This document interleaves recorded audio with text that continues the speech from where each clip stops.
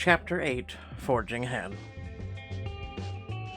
Morning after your takedown of Nico and the Solonic twins, you and Tristan return to the agency, Alice on your heels. Inside you find Luke at the computer finishing off a breakfast burrito. Good, you're here. I did a lot of digging on the dagger. Turns out the blade's made of something called Azurian iron. European import, very rare, and very expensive. Right. A few years back, the FBI investigated smugglers that sold a large amount of it throughout New York City, which means they have a list just of about everyone in the city who could have it. Exactly. That's where it gets tricky. I don't have access to FBI servers. So, let's just ask them for it. Believe it or not, the FBI isn't known for sharing. I blame their kindergarten teachers, but I might know an old acquaintance who has already had all the FBI files from that case. What's the catch? I can get it, but can you come with me? It'll be awkward if it's just me. When you put it that way, I am extremely in. If that's what it takes to get the files, sure. Now let's get moving. A little later, you, Tristan, and Luke arrive at the nondescript office building. Luke uses a call box, and you're quickly buzzed inside. You enter a room packed with computer equipment, rows of monitors displaying code, satellite feeds, and other information you can't begin to decipher. What an be? You're the last person I expected to hear from today. If it isn't our favorite law-abiding citizen. Sartre, Epoch, thanks for agreeing to meet me. I love the name Epoch. Be great to meet you! Oh, but who the hell are they? We're Luke's friends. Roof. Yes, Alice. You make that list. Luke. The Luke I know doesn't have friends. And yet, here we are. Perhaps you know him as well as, you don't know him as well as you think. Seriously, who the hell are you? I'm Chloe Rose, a private detective who works with Luke, and this is our client, Tristan Thorne. The Excel Prince? You sure are running with a different crowd these days. Luke, why are you here? Because I need a favor. It's for a case we're working, an important one. Wow, no contact for years, and when he does finally come crawling back, it's for a favor. Please don't be that way. Like, if I had any other option, I'd have taken it, but I didn't. Me coming here isn't personal. Oh, please, Luke, it's me. How can you pretend that's not personal? Luke, is Epoch your ex? Well, looks like you are a detective after all. It didn't take all my skills to guess that one. Look, Epoch, I know the way things ended with us wasn't great, and maybe someday I can make that right, but right now there's a murderer on the loose, and he's killed twice. We think he's gonna kill again. Luke's right. Whoever the killer is, he's well connected, the kind of guy who won't go down easy. Epoch and Sartre look at each other, and after a minute, Epoch sighs. What do you need? FBI case file G982B-4. They nod at one another, and he settles down at the computer, hands flying over the keys. Seconds later, he unplugs a flash drive and hands it to you. Thank you, seriously. This will help us more than you imagine. It's not a gift, it's a favor, and Luke now owes me one. Fox swirls around, glaring hard at him. So when I come calling, you say yes, regardless of whether or not clears your new legal bar, understood? Yeah, I got him. Good in that case. Sartre, why don't you show them the file we found the other day? What file? Is there something we missed? Not exactly, but haven't you been curious how the FBI caught Luke? Let's just say we got everything they have on him. Chloe, we have to see this. Those bastards better have gotten it right. Diamond choice. Read Luke's dossier. I couldn't possibly pass up on a chance to dive into the past of the enigmatic Luke Watanabe. What do you have? Take a look. Sartre taps a few keys and a file appears on one of the monitors. You, Tristan, and Luke crowd around. Technical specialist, current. Freelancer hacker, former. Also known as Amphibian, Hellfire, NYSE Post-Arcanist Society. Notes, Watanabe's mother died when he was 10. A malpractice suit against the hospital awarded the Watanabe family $3.4 million. Studied computer science at MIT before dropping to work as a hacker. Suspect in the 2019 Dumani hack, convicted of illegally accessing social media accounts on Dumani Pharmaceuticals. Strong contrarian and anti-authorian streak. It's already shit we know. You got away with hacking one of the largest pharmaceutical corporations, but caught messing with CEO's Twitter? The hack of the century. Luke nearly blew it all for us. The funny thing is, I still don't know why. Luke glances away uneasily. I got sloppy, that's all. Sloppy's not like you. I agree. There must be something more. If I had to guess, I'd say... it was personal. No. You could not be possibly more wrong. Luke stiffens just the tiniest bit, and you carefully watch his face. That rage says otherwise. I don't buy that. You forget I know you, Luke. I can tell when you're lying. Lets out a sigh. Okay, so it was personal. Can we move on? Tristan pulls back from the monitor and shoots Luke a sympathetic look. I'm sorry about what happened to your mother. Must have been hard to lose her so young. Glances away, shrugging with forced nonchalance. It's ancient history. I'm over it. Come on, Luke. Even I know that you're not that heartless. I know what it's like to lose a parent. You don't ever get over it. I guess we just do have that in common, huh? Dead Parents Club, whoop-de-doo! Only when my mom died they called it malpractice instead of murder. I think she'd be proud of who you become.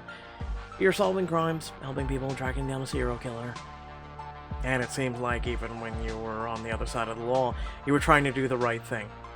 He was doing the right thing. Legal and moral aren't synonyms. The point is, you're honoring her memory every day. Thanks, Rose. Yeah, this belongs to you. So 3 hands Luke a second flash drive with his FBI file on it. You scroll to the next page on the computer reading the new information. Wait a second, you're also known as Wyvern? It was my hacker name. I thought Luke was your hacker name. There literally was 3 hacker names on the screen. It's an alias, or did you think our parents named us Epoch and Sartre? Psalm West and XAEA-XII must have changed my perspective on what can qualify as a name. This is very true. Fair. I never get the story on why you chose it. You want me to say something dramatic? Like, after my mom died, I wanted to watch the world burn? Sorry to burst your bubble, but I just thought it sounded cool. Well, I think, you just got a new nickname, Wyvern. What do you think? Not sure I really get a choice here. Very astute observation, Wyvern. Huh, it's actually kind of nice to hear the name again. I'm glad I got to know you a little better, Wyvern. Oh, this is getting repetitive real quick. Are we done here? No, we are. Thank you, both of you. Eternally, but Luke hesitates at the door. And, Epoch, I'm sorry. Back at the agency, Luke takes a seat at the computer, exhaling sharply. Luke, if you need a moment... Or? Alice rests her head on Luke's lap. He pats her head. I'm fine. Let's just look at what they gave us. Luke types in a string of formulas, clicks through dozens of menus. Like a few private collectors, a metalworking conglomerate, and Kowalski and Son Blacksmithing. Luke pulls up an ancient, buggy website for Kowalski and Son. He then closes her scanning the About page. Kowalski & Son is a family-owned forge established in 1953. Services include jewelry repair and silversmithing. An accurate reproduction of period arms. I smell a fresh lead. Me too. Thanks for getting us this, Luke. I know that couldn't have been easy for you. Yeah, well, nothing is right. Now get out there and find this guy. You and Tristan head to an address across town, to a run-down block of buildings. When you arrive, you find the front door ajar. You share a look with Tristan as you enter the dim shop. Orange embers pulse in an old-fashioned forge, illuminating a cluttered workspace. You ring the bell on the counter, but get no response. Are your detective senses tingling as much as mine are? You don't have detective senses, but yes, come on, let's take a look around. You squint through the gloom, taking in the various tools and pieces of machinery and spotting several items of interest. Creepy knife. Against a wall, you find a rack filled with fleshy, minted knives. Those look an awfully lot like our murder weapon. The same runes are carved in the blade and the gem in the pommel matches. You don't think these are intended for future victims, do you? Not if we have anything to say about it. Strange equipment. You pace across the room, examining the myriad of clamps, mandrels, grinders arrayed on the workbenches. You stop in front of an intricate metal device that stretches from floor to ceiling. I can't say I've seen one of whatever this is before. I have. It's a diamond press. They use it to make synthetic diamonds for jewelry. Of course. The literal prince knows a diamond press on site. On a wall hook, you find a strange silver mask grinning at you. Well, that's unsettling. The killer was wearing a mask, but it didn't look anything like this. True. I wonder what that could mean. Possibly another killer was in the room. You poke through a random paperwork covering a cluttered desk. Anything interesting over there? There's a flyer for a metal show at some sort of art studio in the village. Guillotine Promenade. Yes, I love their early stuff. Other than that, it's mostly bills. Looks like the place has fallen on some hard times recently. I suppose that explains the cobwebs and the absence of any employees. We need to collect the evidence, but we can't actually take anything. Get your phone out and start taking photos. You're not supposed to be here. You turn to see a door in the back of the shop fly open. A large figure lumbers through the barreling towards you. Whoa. The man grabs a ball-peen hammer and swings for your face. I'm gonna grab a jar. Reach for a heavy copper jar on a nearby workbench and swing it at the man's side. You hear the sickening crunch of breaking ribs when it connects. You scramble backwards and fumble with the strap on your taser as the man lets out a howl of pain, clutching his side. Back off. I don't want to hurt you. You shouldn't be here. Apparently they take the dog everywhere.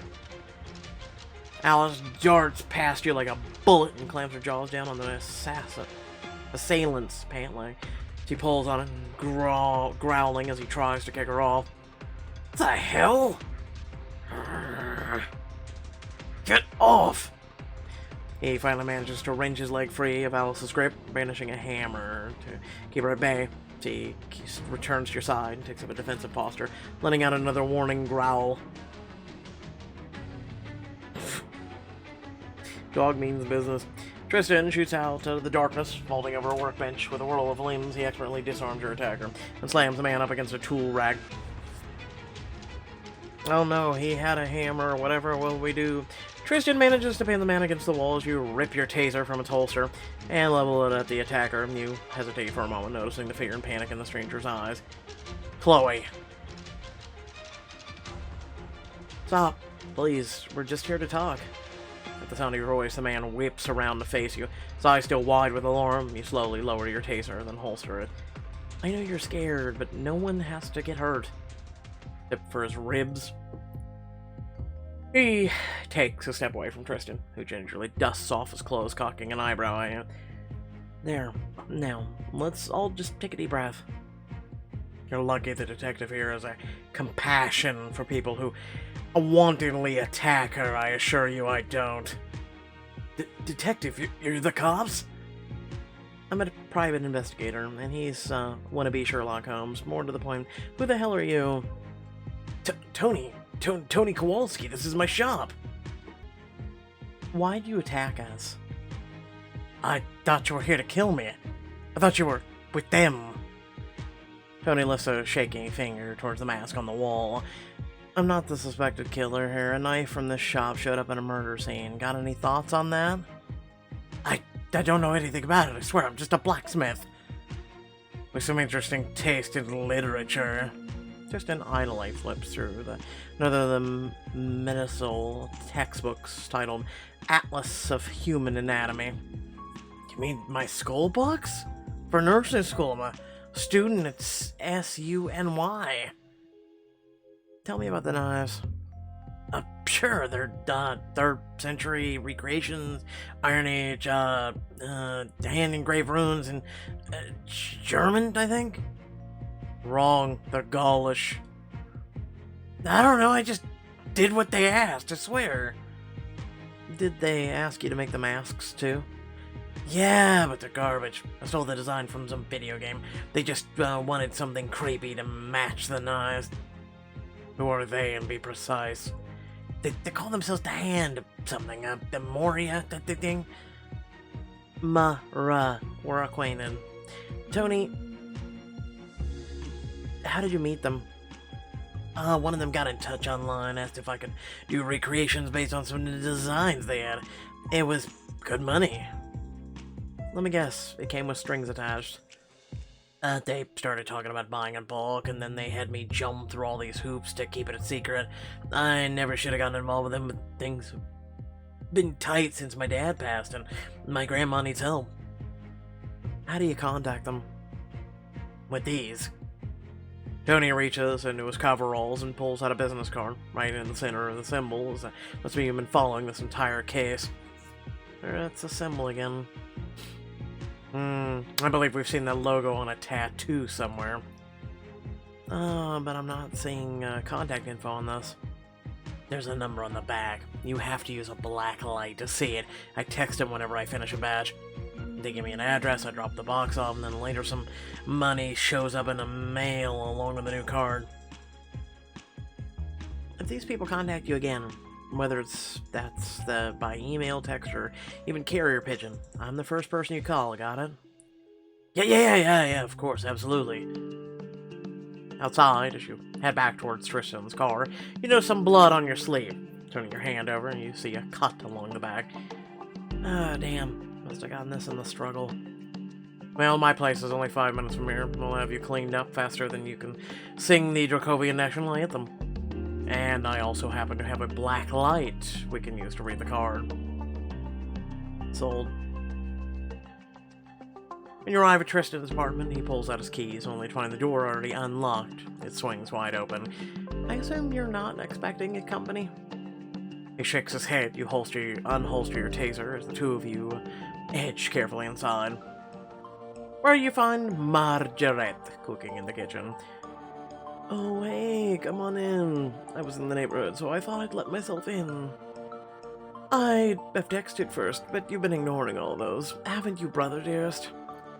Margaret's eyes light up as Alice trots over and sits politely, her soulful gaze falling on the skillet Margaret tends. Hmm?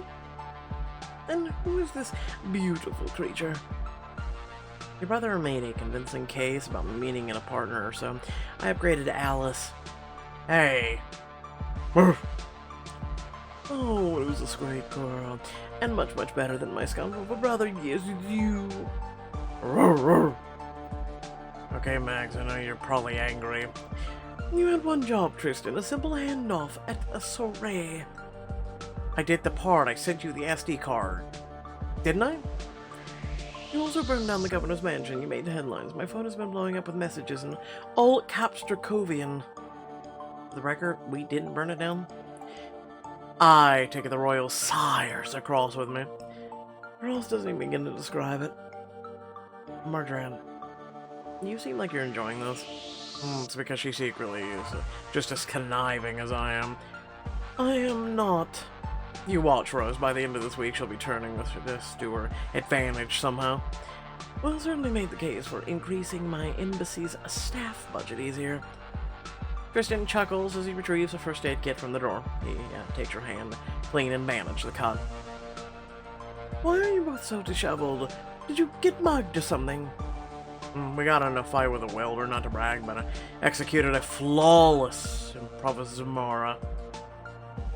Is that weird Dracovian karate stuff you do? Labyrinth, the art of the maze, aristocratic combatic skills. Whatever it is, it's impressive. You gotta teach me a class, or teach a class at to the agency.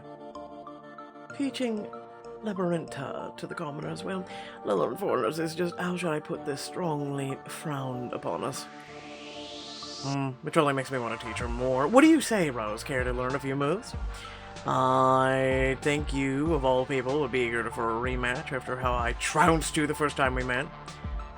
Is that how you remember it? Indeed. Though perhaps you'd like to correct the record. Practice diamond choice. Spar with Tristan. Fine, you're on. Oh, please, kick his ass for me. He deserves it. Tristan takes you by the hand and leads you to a private training room at the back of the penthouse. How exactly big is your place?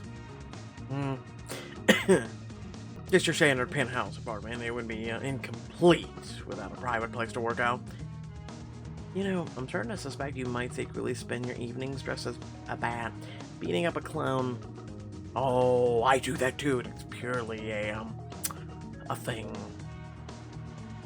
Tristan struts across the mat and faces you in a fighting stance. So you ever practiced any grappling arts before? My training in the academy includes some basic self-defense, and I took a judo class in college. Then we can skip the basics and our balance stuff and get straight to the fun. Let's start with what sets the Labyrinthe apart. The Sephira Potentia. My Dracobin's a little rusty, and by rusty I mean non-existent. Translation? The Sphere of Potential. It's the basis of all Dracovian martial arts. Think of it like a flow chart of actions and reactions. Now then, I want you to attempt to punch me in the face. I'm not gonna punch you. Oh, please punch him.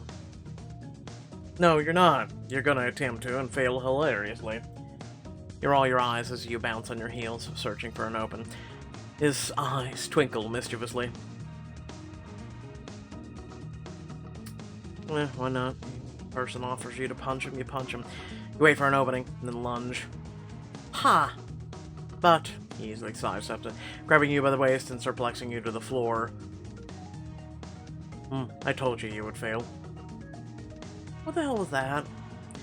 A trick. One taunt, and I reduce your whole world to two options. Punch me or don't, but I was prepared for both, you see. Then what was I supposed to do? Kick?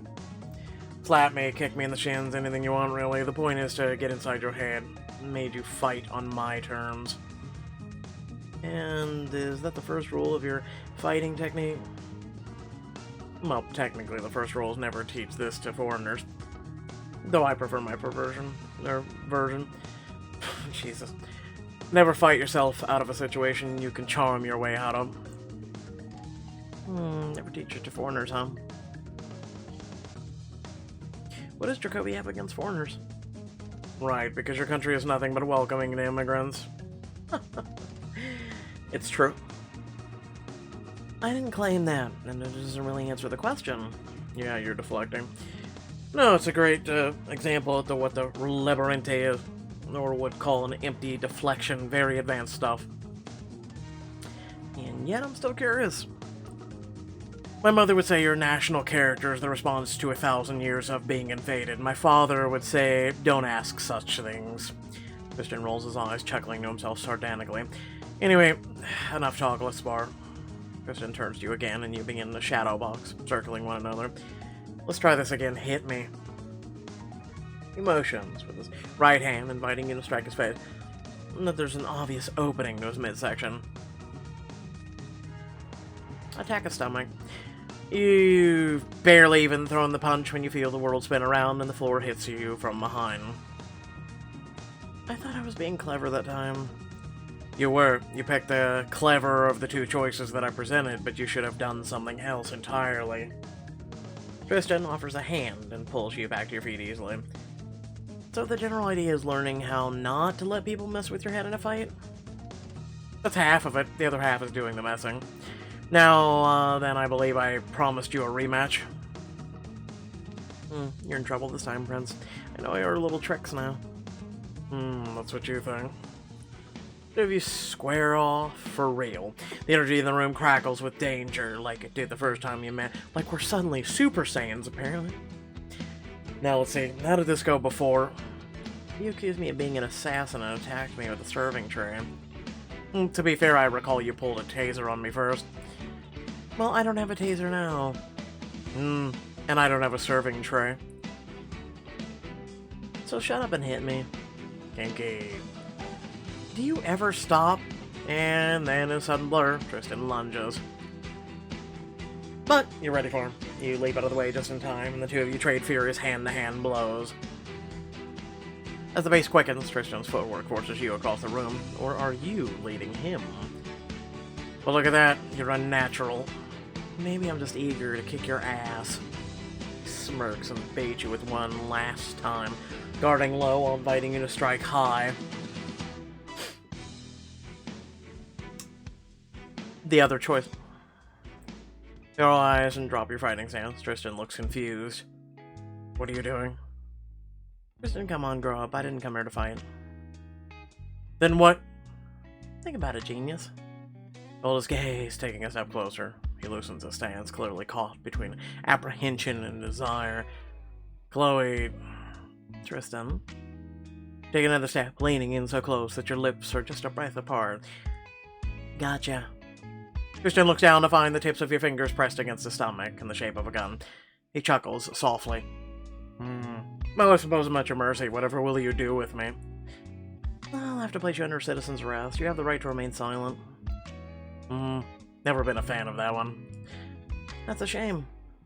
Tristan inhales sharply as you trail your hand up his abdomen, pausing just below the hollow of his neck. He laughs softly as you push him off balance with one finger. I guess we'll just have to call it quits here, then. If you insist, I can't wait for round 3. Remember what he said. He said if you can, talk your way out of it, then talk your way out of it. Otherwise, get in their head, and we did both of those.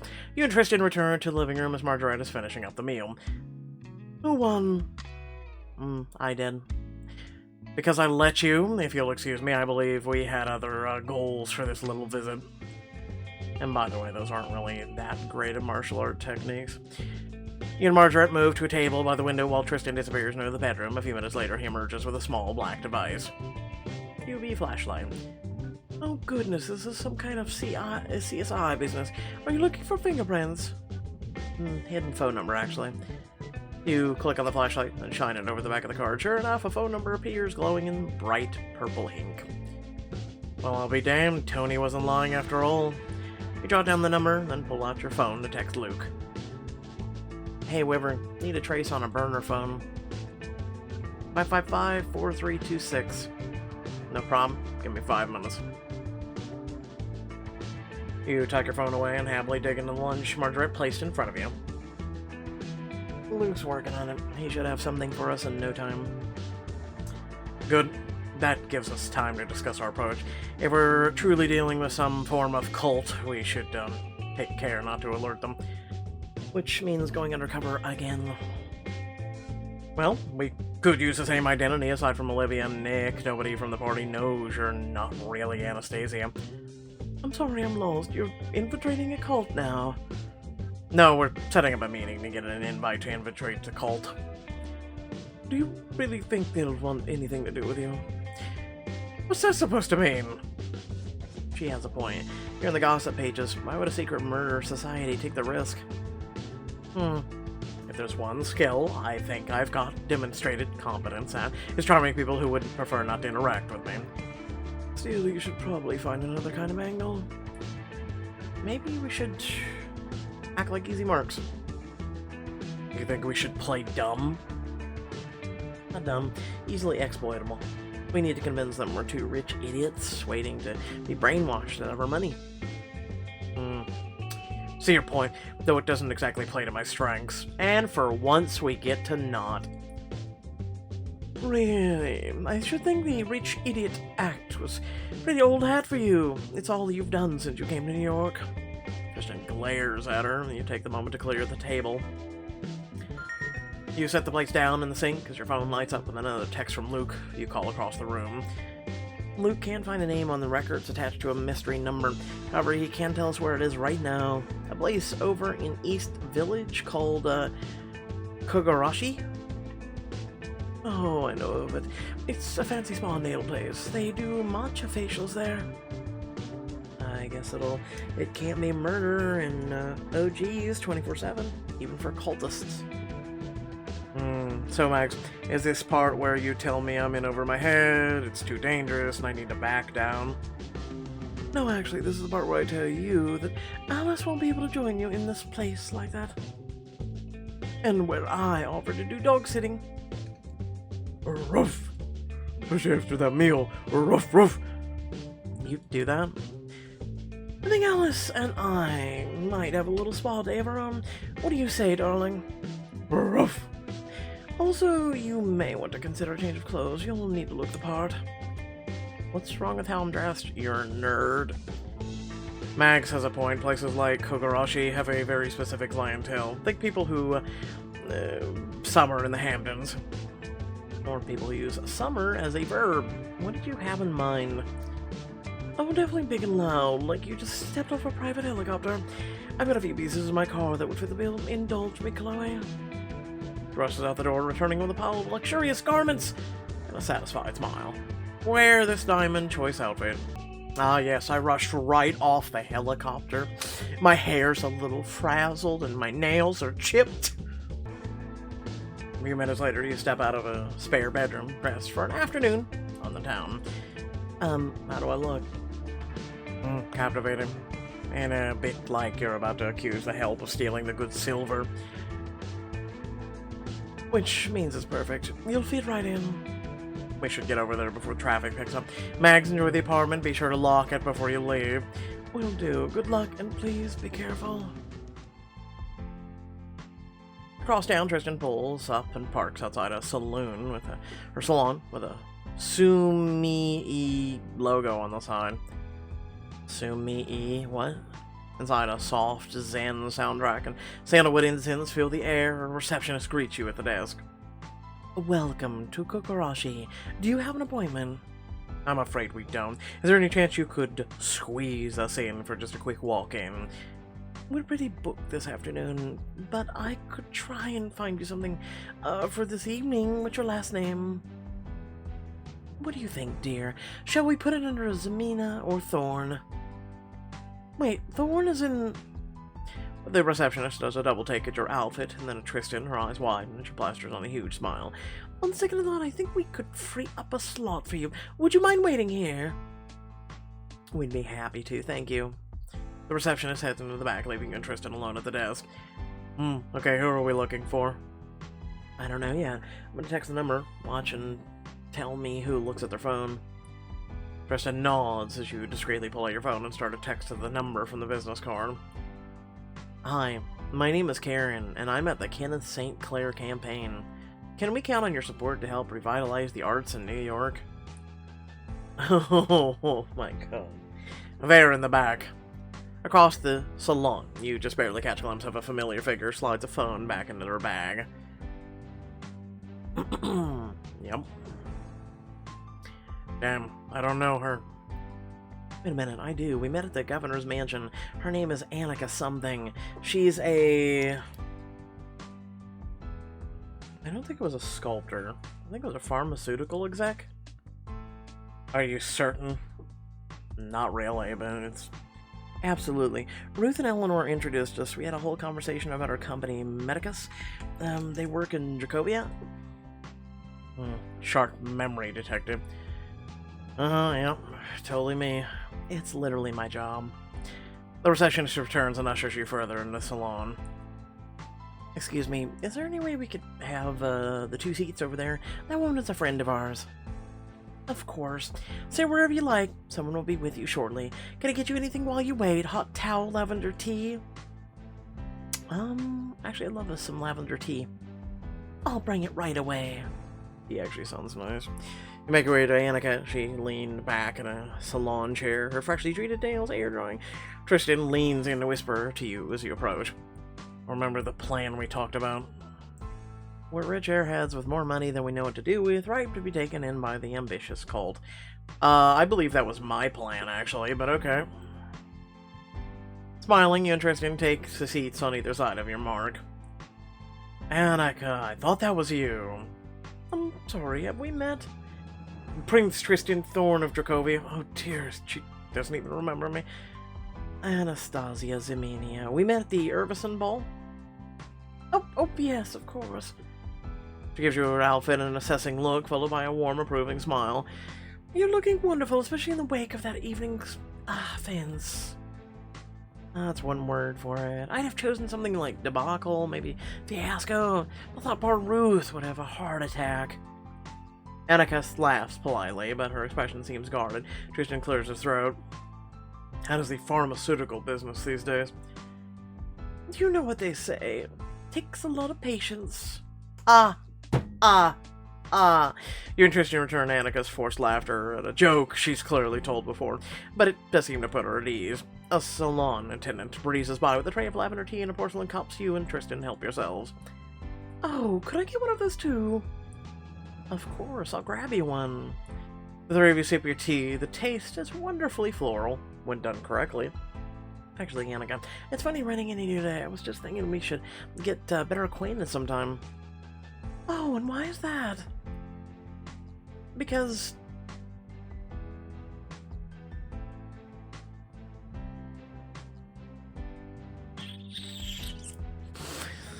of your business's interest. With Tristan being royalty and all, I thought perhaps a friendship could be beneficial. I'm not sure that's a wise move for Medicus. My Dracovian contacts might be put off by any involvement from their exiled prince. No offense. I'm not offended by the truth. Since we're getting into friendly terms, I wonder if I could ask you a certain rumor I've heard. Tristan glances around and leans a little closer. I've heard that you belong to a certain, shall we say, country club? She studies him carefully and then turns to you, a curious smile crosses her face. And are you hoping that I'll invite you to this very exclusive country club that you believe I'm a part of? Tristan sits up a little straighter, feigning suppressed eagerness. I don't know that I'd say hopeful. It's not like we're desperate, dear. What do you think? Annika, please let us join. You lower your voice, leaning over the arm of your chair, almost wincingly desperate. Please let us join. We don't have a lot of friends here in New York, and we would we would kill. We have money. We could make a donation. I'm really looking forward to some connections right now. You know, to be part of something. Alright, keep your voices down, God. Annika examines her nails and looks you both over, silently assessing, then flashes a cool smile. As it happens, my country club is having sort of an orientation tomorrow night. Why don't you two swing by? You suppress a smirk, biting your lip and adopting a desperate expression. Oh, thank you. We promise you won't regret this. We'll see. Annika blows on her nails, satisfied, and rises from her seat. There's an old factory off 49th Street. Smithson Chemicals. Be there at 9 p.m. sharp. I'll be rooting for you. Thank you. We'll see you then. The two of you pay and hurry out of the spa. When you reach the street, you're grinning ear to ear. Yes, holy crap, you were amazing in there. I was just following your lead, honestly, Chloe. If detective work doesn't pan out, you should consider acting. He places a hand on Tristan's arm, lofting falsetto. Oh, dearest, whatever shall we wear to our cult initiation? I do hope we make a good first impression. Look at you. You actually just made fun of the salon, didn't you? Admit it. Tristan leans towards you, his smile dazzling, your pulse racing, urging you to close the distance, but you force yourself to step back. It's literally like most wanted to. Let's not get ahead of ourselves. We're zeroing in on our killer. We still have one big hurdle to clear. I have a feeling I'm not gonna like this one. Neither will Mafalda, and we have to convince her to let us run another undercover job. Well, without further ado, thanks for watching. Please remember to like and share the video, share the channel, and make sure that if you did enjoy the content, to hit that subscribe button and the bell so you receive notifications when a video does go on. Speaking of which, here we all waiting on the new Choices book today. Just, I love how they're like, yo, listen, we can't tell you when the book's gonna be live. It's completely random. It's just gonna be completely random. We don't know what to tell you, but, sorry about that. Like, we're not able to tell you the time, release date exactly. It's gonna be on Friday, don't you worry. It's just, we can't tell you anything. And also, we can't put it on the release schedule, because, it's your damn app. We're literally paying you for stories that you're not putting out there. It's just another massive slap in the face to Choices fandom, But, hey, for those of you who continue to 110% root for them, I don't know what to tell you. Thanks again for watching. Catch y'all later. Peace out.